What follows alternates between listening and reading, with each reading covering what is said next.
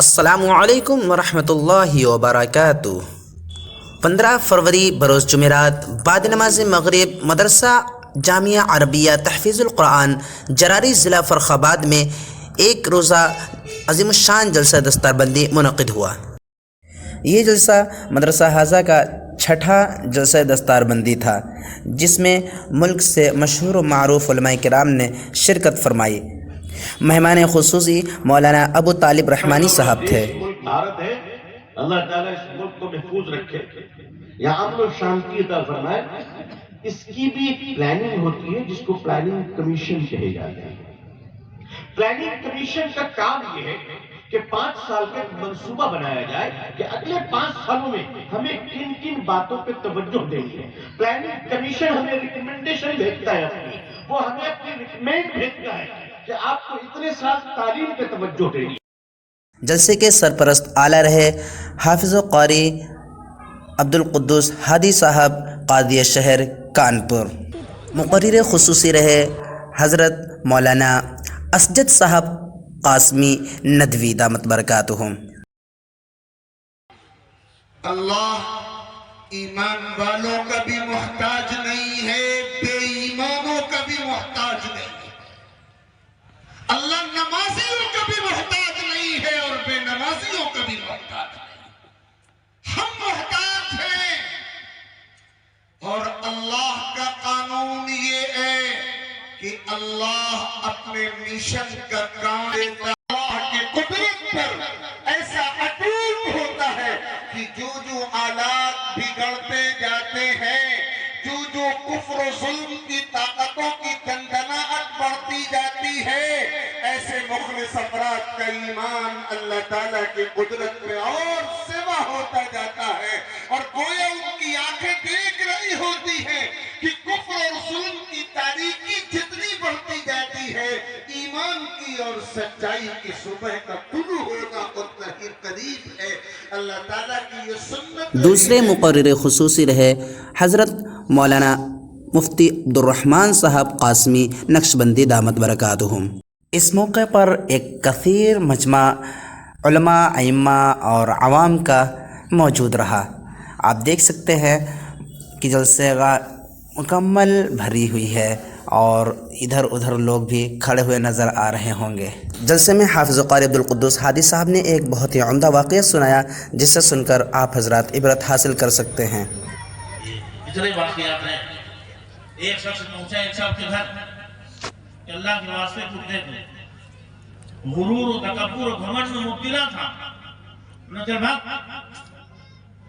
لیکن بیوی جو تھی وہ نیک صالح تھی، نہیں بھگاؤ اللہ کو یہ عمل پسند نہیں، منع کیا، لیکن وہ نہیں، بیوی کے ایک نیک نہیں بھگا دیا۔ اللہ کو یہ عمل بہت قسم بتا رہا ہوں، اللہ کو یہ عمل بہت برا لگا، اتنا برا لگا، اتنا برا لگا، اتنا برا لگا کہ آنے والے گھر میں اس کو بھنگی بنا دیا، بھیک مانگنے لگا۔ اور وہ آدمی جو مانگنے گیا تھا، اللہ نے اس کو اتنا نوازا، اتنا نوازا، اتنا نوازا کہ وہ بلڈنگ، اس بلڈنگ میں مانگنے گیا تو اس کو خرید دی۔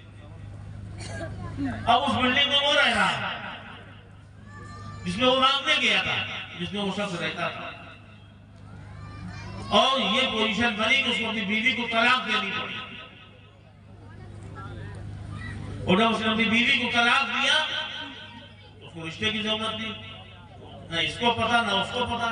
اتفاق سے وہ جو مانگنے گیا تھا، آج اللہ نے اس کو نواز دیا، اسی بیوی کا رشتہ اس سے طے ہو گیا۔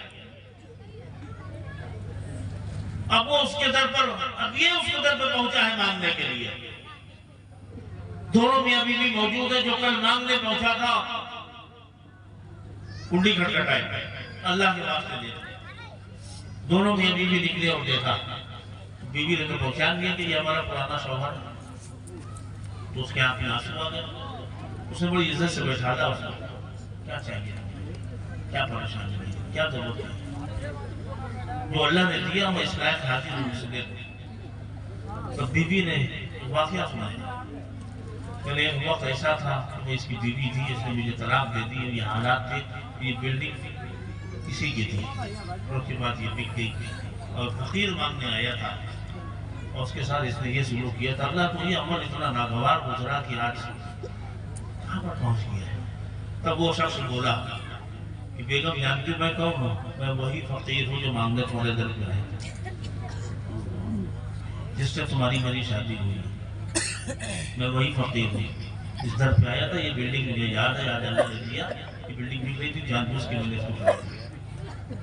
اور مجھے نہیں معلوم کہ تم وہی بیوی ہو، اور نہ یہ معلوم کہ یہ وہی آدمی ہے۔ تم نے واقعہ سنایا تو یاد آ گیا۔